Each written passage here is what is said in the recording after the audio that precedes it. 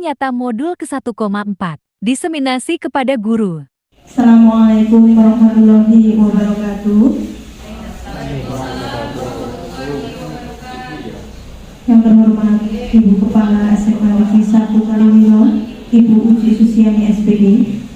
Yang kami hormati Bapak PLT KTU Bapak Tauhid Rahmat SPD MSPD, serta yang saya banggakan Bapak Ibu beserta karyawan SMA Negeri 1 Kaliwiro.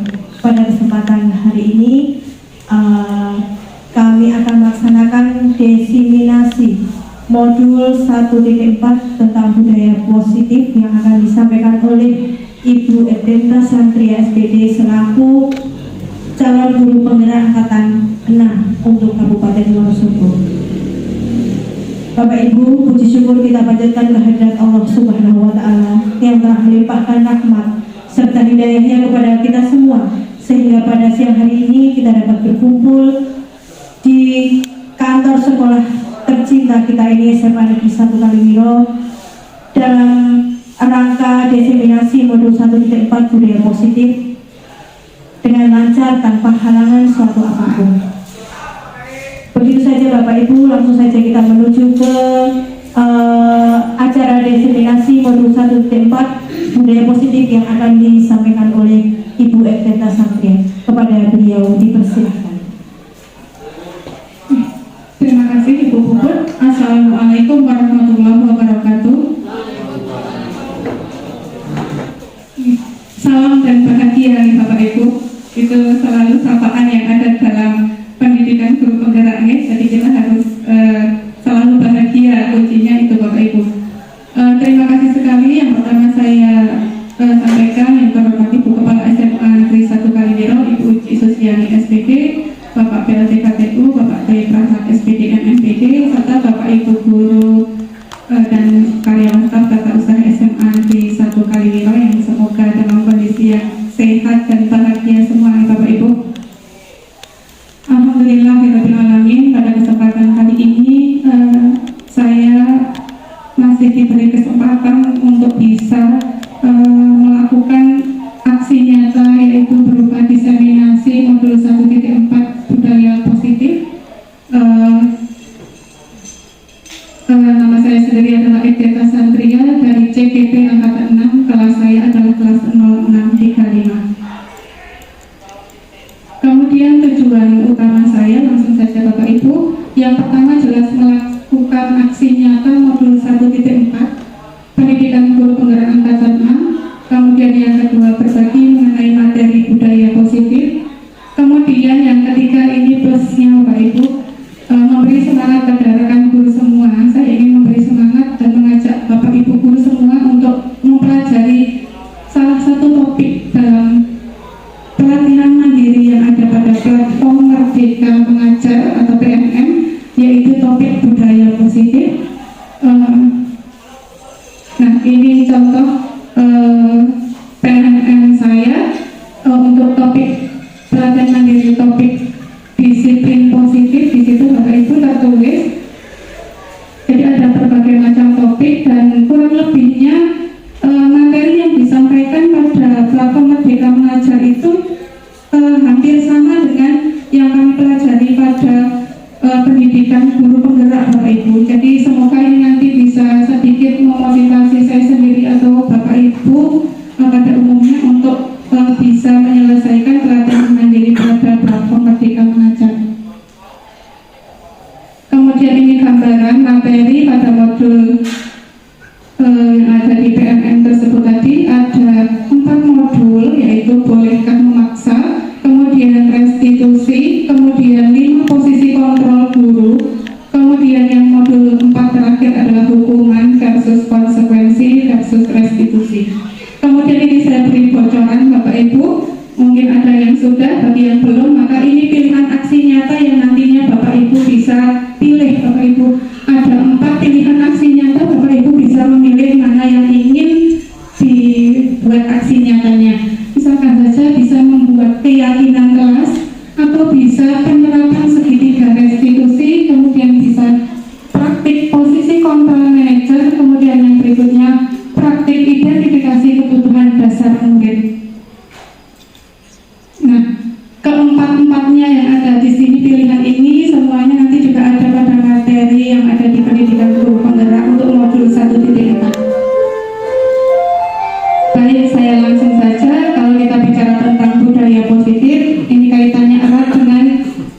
kata disiplin, Bapak Ibu. Di sini saya sajikan disiplin menurut kebanyakan orang versus disiplin positif.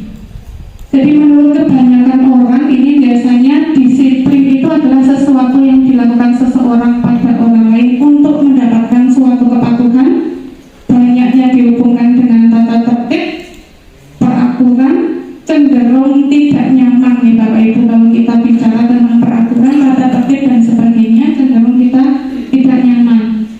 Kemudian disiplin positif menurut dua pakar pendidikan yaitu Ki Hajar Dewantara dan Diana Kosen mengartikan disiplin itu suatu bentuk kontrol diri, yaitu belajar untuk mengontrol diri agar dapat mencapai tujuan mulia. Nah, tujuan mulia itu seperti apa? Jadi intinya disiplin positif itu ternyata kontrol diri untuk mencapai tujuan mulia. Tujuan mulianya seperti apa? Yaitu mengacu pada nilai-nilai dan prinsip-prinsip mulia yang dianut seseorang, yang dinamakan dengan nilai kebajikan, atau lebih tepatnya nilai kebajikan universal. Kemudian di modul 1.1 kami mempelajari tentang pendidikan menurut Ki Hajar Dewantara, yang intinya adalah tujuan kita sebagai guru dalam mendidik adalah mewujudkan murid yang merdeka. Merdeka ini bukan berarti murid kita terus bebas sebebas-bebasnya, Bapak Ibu. Merdeka yang dimaksud di sini adalah merdeka secara lahir maupun merdeka secara batin. Merdeka secara lahir adalah mampu memuliakan dirinya dan orang lain, sedangkan merdeka batin adalah mandiri. Nah, apa yang diperlukan untuk menciptakan murid yang merdeka? Di antaranya adalah disiplin diri yang kuat, karena dengan disiplin diri yang kuat akan mewujudkan tanggung jawab terhadap segala yang dilakukan. Kemudian tentunya yang kita butuhkan adalah motivasi internal. Nah, ini adalah contoh-contoh nilai kebajikan atau nilai kebajikan universal yang tadi disebutkan di awal, yaitu tujuan dari kita melakukan disiplin positif, yaitu bentuk kontrol diri untuk mencapai tujuan mulia yang berupa nilai-nilai kebajikan. Ini di sini disajikan ada 6 institusi atau organisasi yang mempunyai nilai kebajikan universalnya sendiri. Untuk yang pertama yaitu profil pelajar Pancasila, ini yang sudah kita jalankan mulai dari kelas 10 kurikulum merdeka ini. Ada beriman, bertakwa kepada Tuhan Yang Maha Esa dan berakhlak mulia, kemudian mandiri, bernalar kritis, berkebinekaan global, kreatif. Kemudian ada dari IBO, di situ adalah rasa hormat, itu contoh nilai kebajikan Bapak Ibu, rasa hormat, integritas, mandiri, menghargai, antusias, empati, keingintahuan dan lain sebagainya. Sudah kami sampaikan di depan. Kemudian untuk the 7 essential virtues, di situ juga ada 7 nilai kebajikan yang ini akan kita tuju, yaitu empati, suara hati, kontrol diri, rasa hormat, kebaikan, toleransi, serta keadilan. Juga ada yang menerapkan 9 pilar karakter sebagai nilai kebajikannya, yaitu pada Indonesian Heritage Foundation atau IHF, yaitu cinta Tuhan dan segenap ciptaannya, kemandirian dan tanggung jawab, kejujuran, hormat dan santun, dermawan, gotong royong, percaya diri, kepemimpinan, baik dan rendah hati, toleransi, kedamaian dan kesatuan.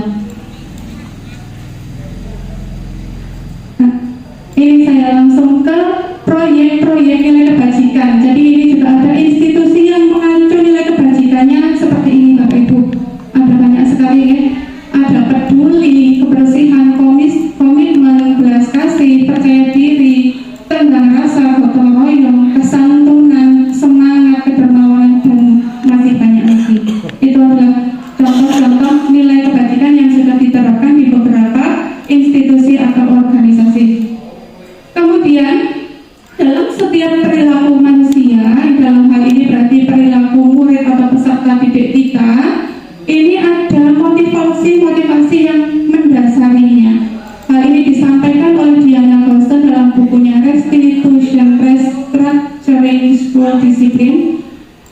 Yang pertama adalah untuk mendapatkan imbalan atau penghargaan dari orang lain. Nah, untuk motivasi yang pertama ini termasuk dalam motivasi eksternal, dan ini kalau bisa sebisa mungkin dihindari agar kita bisa mencapai murid yang merdeka seperti yang saya sampaikan di depan tadi. Kemudian yang kedua, untuk menghindari ketidaknyamanan atau hukuman. Ini juga motivasi yang bersifat eksternal. Ini sebisa mungkin kita usahakan untuk dihindari. Nah, motivasi ketiga ini yaitu untuk menjadi orang yang mereka inginkan dan menghargai diri sendiri dengan nilai-nilai yang mereka percaya. Ini adalah tujuan kita. Motivasinya adalah motivasi internal, dan ini yang diharapkan bisa mewujudkan suatu disiplin positif. Baik. Nah, yang berikutnya di sini juga Diana Gosen dalam bukunya tadi menyebutkan ada 5 posisi kontrol guru. Ini saya urutkan dari yang paling bawah. Ini berarti posisi yang sebisa mungkin kita hindari.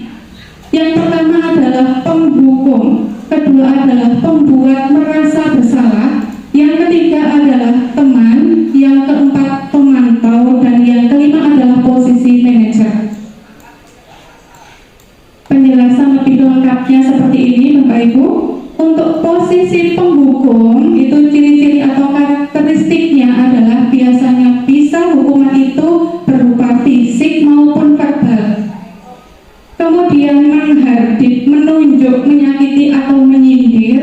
Kalimatnya biasanya seperti ini: patuhi aturan saya, atau awas. Atau bisa saja mungkin kamu selalu saja salah.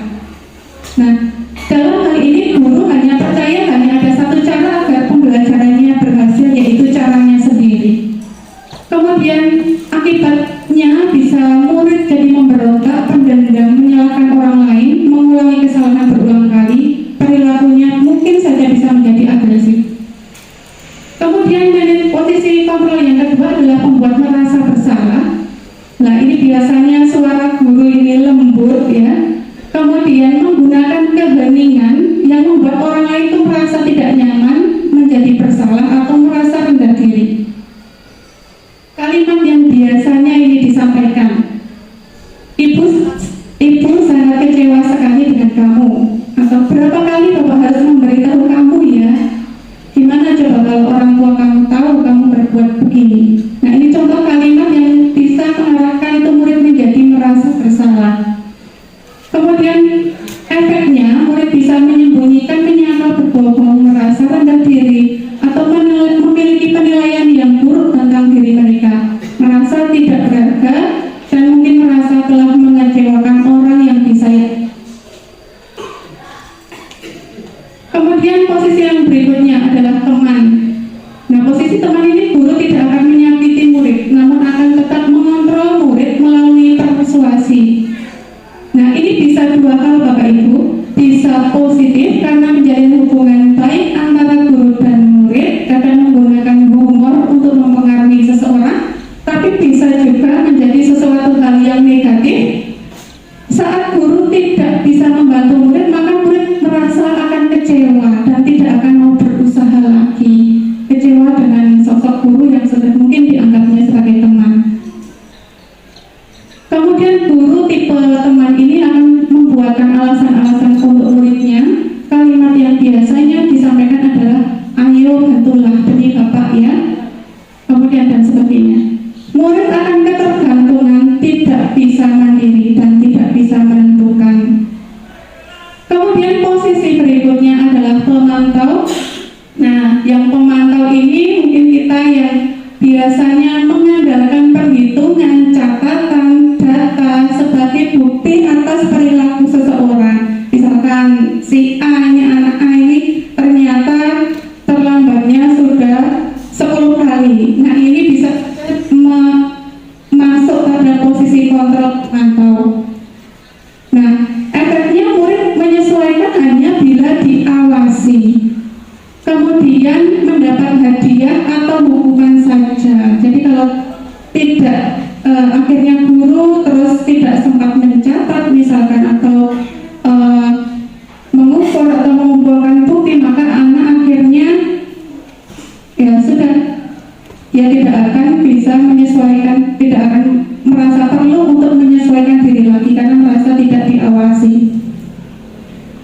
Kemudian posisi ini yang paling ideal Bapak Ibu menurut Diana Crossan ini ada sebagai manajer. Nah, di sini posisi manajer ini berbuat sesuatu bersama murid. Jadi mempersilahkan murid mempertanggungjawabkan perilakunya, mendukung agar bisa menemukan solusi atas permasalahannya sendiri, mengacu pada restitusi. Jadi untuk posisi control manager ini bisa dicapai kalau kita menggunakan pendekatan restitusi. Nah, kebaikan dari manajer ini atau kelebihan dari posisi control manager ini, yang pertama bisa menguatkan watak atau karakter murid, kemudian murid bisa mengevaluasi diri. Nah, karena di sini kita menggunakan pendekatan restitusi yang nanti akan saya sampaikan pada slide berikutnya. Nah, kalau semuanya itu sudah kita tahu, kita pahami, lalu bagaimana kalau ternyata kita menemukan murid itu ternyata kita menggunakan posisi manajer itu ternyata tidak berhasil, Bapak Ibu. Nah, bisa jadi ini boleh kalau posisi manajer ini tidak berhasil kita terapkan karena murid mungkin belum siap untuk diajak diskusi, diundang mengikuti atau melakukan restitusi. Maka Bapak Ibu diperbolehkan untuk turun ke posisi teman atau pemantau begitu. Nah, diusahakan untuk tidak turun ke posisi penghukum dan pembuat merasa bersalah. Jadi seandainya kita turun posisi kontrolnya sebisa mungkin ke posisi teman atau pemantau. Begitu kira-kiranya Bapak Ibu. Nah, kemudian apabila ada suatu pelanggaran, maka biasanya tindakan terhadap pelanggaran itu ada 3 jenis. Yang pertama adalah hukuman. Itu biasanya hukuman itu sifatnya tidak terencana, bisa berupa fisik maupun psikis. Murid akan disakiti oleh perbuatan atau kata-kata guru. Karena anak juga tidak dilibatkan, anak tidak tahu apa hukumannya kalau melakukan pelanggaran. Kemudian yang berikutnya, tindakan terhadap pelanggaran adalah konsekuensi. Bersifat terencana oleh Bapak Ibu guru. Sudah disepakati oleh murid dan guru sehingga murid tetap dibuat tidak nyaman, tapi ini kelemahannya tidak nyamannya hanya untuk jangka pendek. Sikap guru selalu memonitor murid. Demikian untuk konsekuensi. Kemudian untuk restitusi, untuk konsekuensi ini sebenarnya juga baik. Bukan konsekuensi itu tidak baik. Konsekuensi tetap baik, tetapi konsekuensi hanya akan mewujudkan suatu disiplin. Nah, ini nanti bedanya dengan restitusi. Kalau restitusi, nah dia akan memunculkan disiplin tapi ditambahi, yaitu disiplin positif. Apa itu pengertian restitusi? Dari tadi kok disebut-sebut terus begitu ya. Nah, restitusi adalah proses menciptakan kondisi bagi murid untuk memperbaiki kesalahan sehingga mereka bisa kembali pada kelompok mereka dengan karakter yang lebih kuat. Ini juga disampaikan oleh Crossan ya pada tahun 2004. Nah, ciri-cirinya adalah ciri-ciri restitusi yaitu bukan untuk menebus kesalahan tapi untuk belajar dari kesalahan, untuk memperbaiki hubungan, merupakan suatu tawaran dan bukan paksaan, kemudian menuntun untuk melihat ke dalam diri, mencari kebutuhan dasar yang mendasari suatu tindakan. Nah, berbicara tentang kebutuhan dasar ini, Dr. William Glasser dalam bukunya Choice Theory menyampaikan bahwa ada 5 kebutuhan dasar yang melatar belakangi suatu tindakan manusia, yaitu yang pertama bertahan hidup, yaitu penguasaan, kemudian yang ketiga kasih sayang dan rasa diterima, kemudian kesenangan dan kebutuhan dasar kebebasan. Nah, oleh karena itu restitusi ini akan bisa kalau dijalankan dengan maksimal, diterapkan dengan baik, akan memunculkan disiplin positif karena di sini nanti kita berusaha mencari kebutuhan dasar yang perlu untuk dipenuhi. Kemudian restitusi ini merupakan cara yang paling baik, sebenarnya bukan paling baik, mungkin ideal ya. Seperti tadi kalau misalkan memang posisi control manager ini tidak berhasil karena ada beberapa faktor, maka seperti tadi, maka boleh turun ke posisi teman atau pemantau. Kemudian restitusi ini dianggap baik itu karena fokus pada solusi, kemudian mengembalikan murid yang berbuat salah pada kelompoknya. Nah, ini dia Bapak Ibu langkah-langkah atau tahapan pada segitiga restitusi. Yang pertama adalah menstabilkan identitas. Tujuannya adalah mengubah identitas dari anak atau orang yang gagal karena melakukan kesalahan menjadi orang atau murid atau anak yang sukses. Anak akan menjadi reflektif. Contoh kalimatnya yang biasa kita atau guru sampaikan adalah berbuat salah itu tidak apa-apa, atau tidak ada manusia yang sempurna. Saya juga pernah melakukan kesalahan seperti itu. Kita bisa menyelesaikan ini. Kamu berhak merasa begitu, dan seterusnya. Kemudian yang berikutnya, setelah tadi kita menstabilkan identitas anak, maka kita berikutnya adalah validasi tindakan yang salah. Nah, di sini ini guru berusaha memahami kebutuhan dasar yang mendasari sebuah tindakan. Agar apa? Agar menemukan cara efektif untuk menemukan kebutuhan dasar tersebut. Nah, beberapa contoh kalimatnya adalah kamu pasti punya alasan ya mengapa melakukan hal itu, atau kamu patut bangga pada dirimu sendiri karena kamu telah melindungi sesuatu yang penting buatmu. Dan ada beberapa lagi seperti yang saya sampaikan di depan. Kemudian tahap berikutnya adalah menanyakan keyakinan. Nah, tujuannya di sini adalah menghubungkan anak dengan nilai-nilai yang ia percaya dan berpindah menjadi orang yang dia inginkan. Contoh pertanyaan yang bisa kita sampaikan sebagai guru adalah, apa nilai-nilai umum yang telah kita sepakati?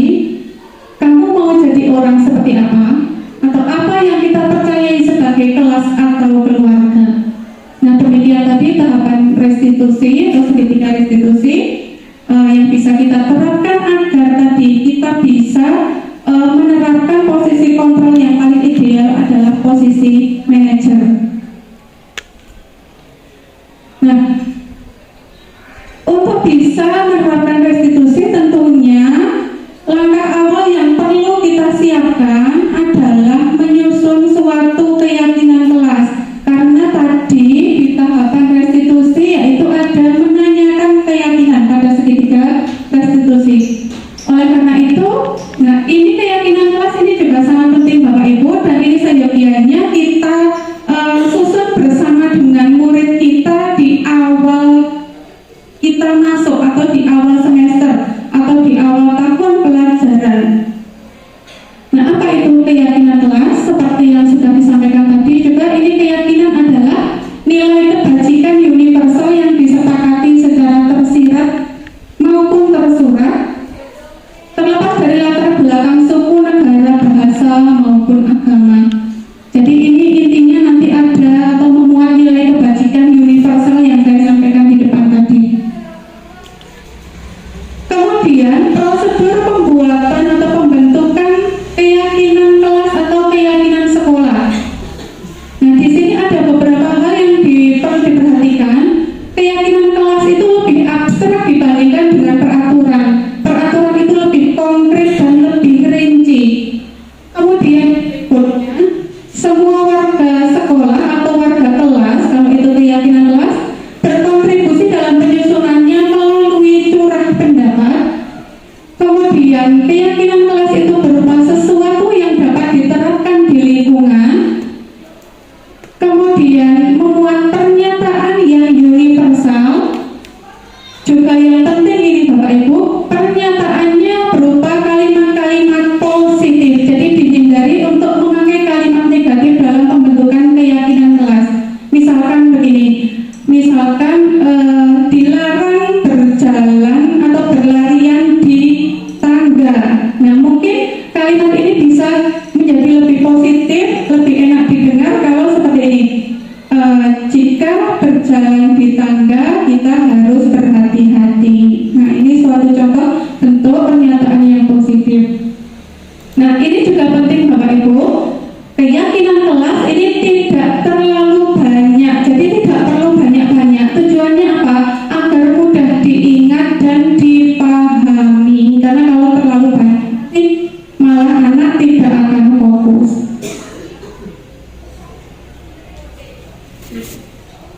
Nah, setelah tadi prosedur, maka langkah-langkah pembentukan keyakinan sekolah atau kelas.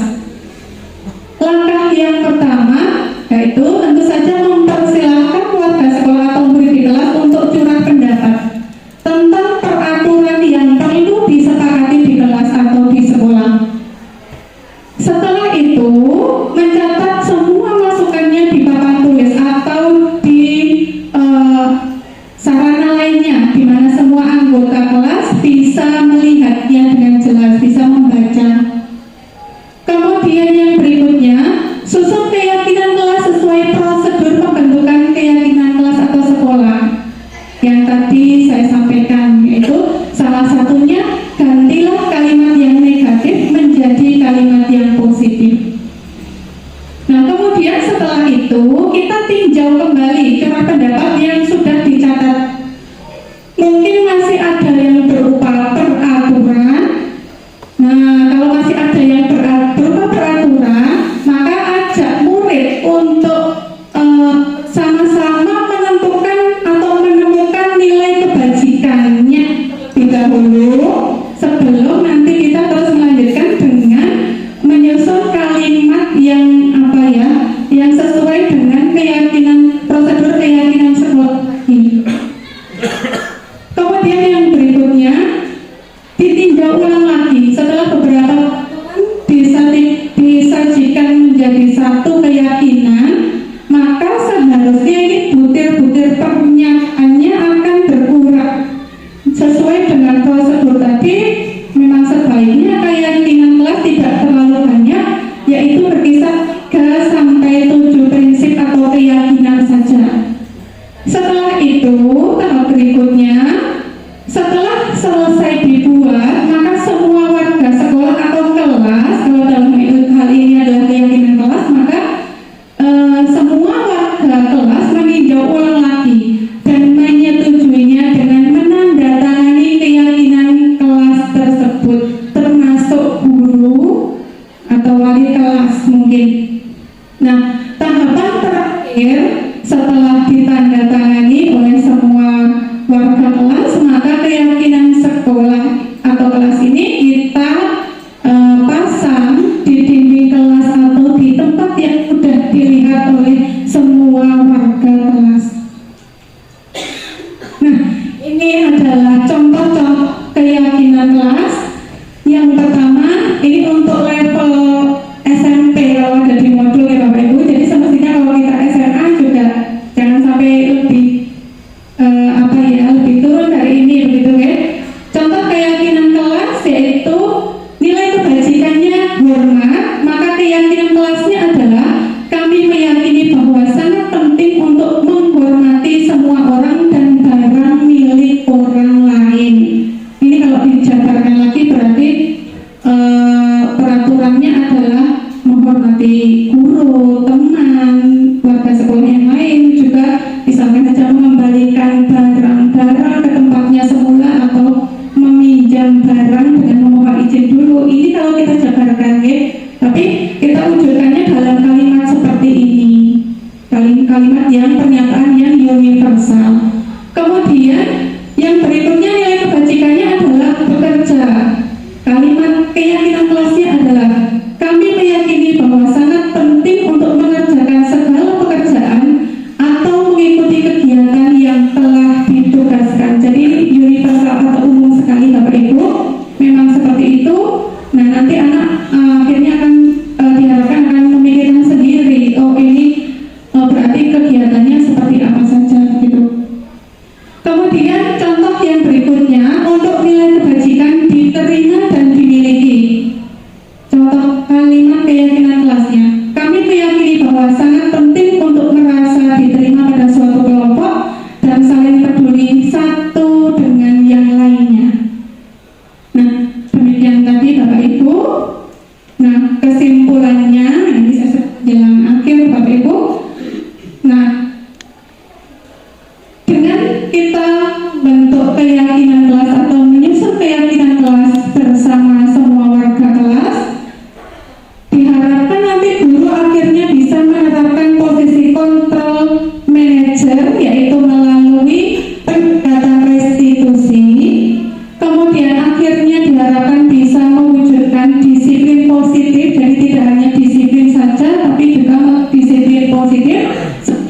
paling akhir adalah bisa mewujudkan murid yang merdeka. Demikian Bapak Ibu. Terima kasih, hanya itu yang dapat saya sampaikan.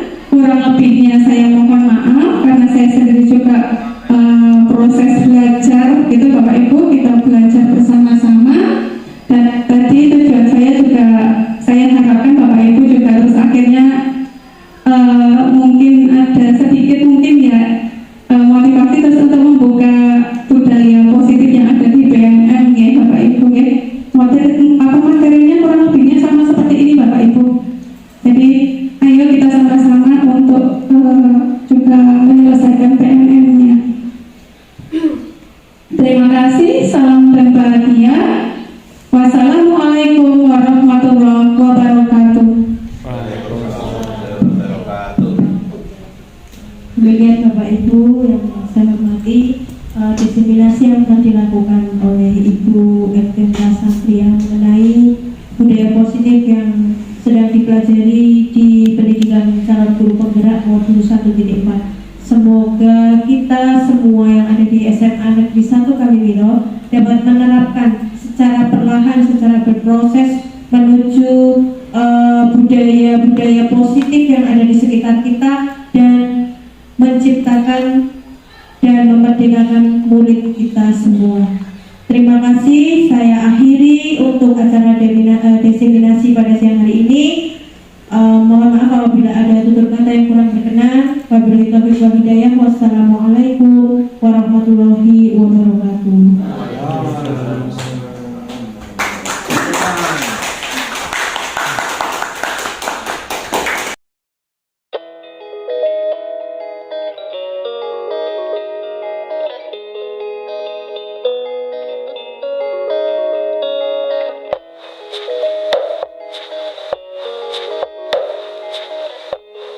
Penyusunan keyakinan kelas. Prosedur pembentukan keyakinan kelas. Semua warga kelas berkontribusi dalam curah pendapat. Lebih abstrak dibanding peraturan. Pernyataan universal. Pernyataan positif. Tidak terlalu banyak. Sesuatu yang bisa diterapkan di lingkungan kelas atau sekolah. Langkah pembentukan keyakinan kelas. Mempersilakan murid bercurah pendapat tentang peraturan yang perlu disepakati. Mencatat semua masukan di papan tulis agar semua warga kelas dapat melihat. Susun keyakinan kelas sesuai prosedur. Ganti kalimat negatif menjadi positif. Tinjau kembali. Mungkin masih ada yang berupa peraturan. Ajak murid menemukan nilai-nilai kebajikannya. Tinjau ulang. Setelah beberapa peraturan disatukan menjadi keyakinan, mestinya butir keyakinan akan berkurang. Setelah keyakinan selesai disusun, semua warga kelas menyetujui dan menandatangani. Keyakinan kelas dilekatkan di dinding yang mudah dilihat semua warga kelas.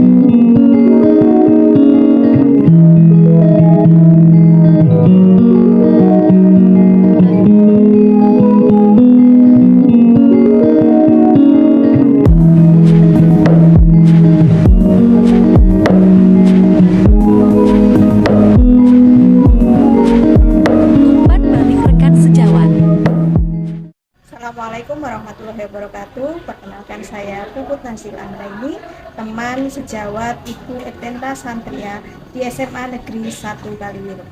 Setelah saya mendengarkan diseminasi yang telah disampaikan Ibu Tenta mengenai budaya positif, dari sini saya mulai memahami bahwa yang namanya peraturan pelan-pelan akan digantikan dengan yang namanya keyakinan.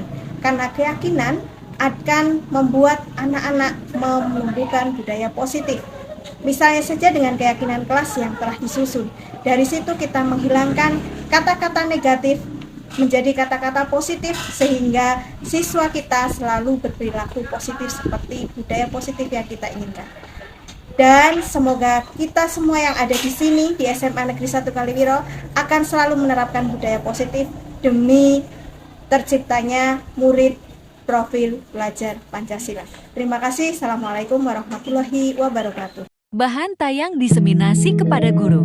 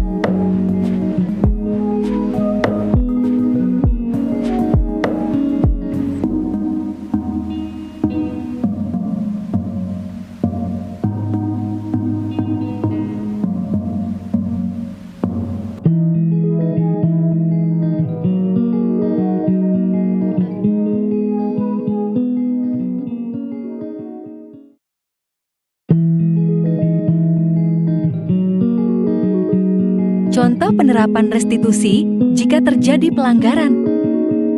Contoh pelanggaran dilakukan oleh salah satu siswa. Siswa tersebut memakai sepatu warna bukan hitam.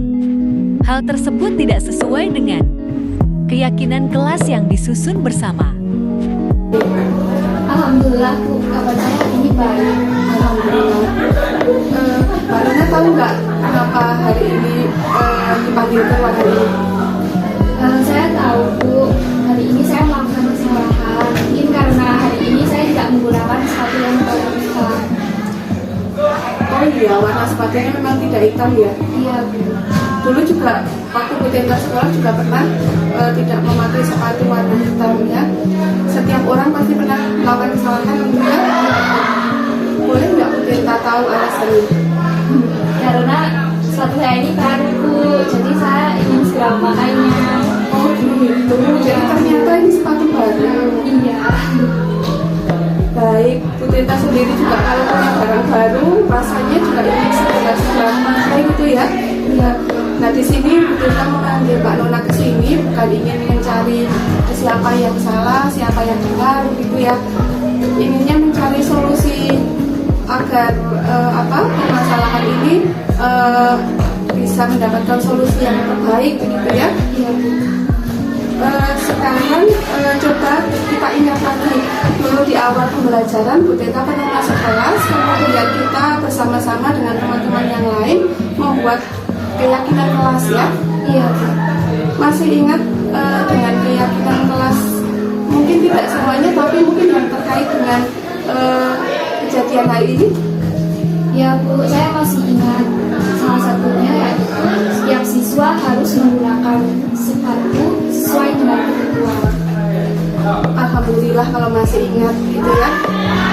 Terus kapan boleh memakai warna sepatu yang seperti itu? Boleh menggunakan sepatu warna hanya di hari Kamis. Alhamdulillah, berarti sebenarnya Mbak Nona ini masih ingat ya. Nah kalau begitu kira-kira lain kali apa yang harus dilakukan? Ya Bu, saya lain kali tidak akan menggunakan sepatu yang berwarna selain di hari Kamis. Ya, tidak apa-apa. Sekarang Mbak Nona mengerti dan mungkin sudah mengingat kembali ya. Untuk selanjutnya Bu Tenta harapkan untuk bisa melaksanakan keyakinan kelas yang sudah kita sepakati bersama, sehingga semuanya itu bisa merasa nyaman begitu ya. Iya. Silakan setelah ini untuk kembali ke kelas. Iya.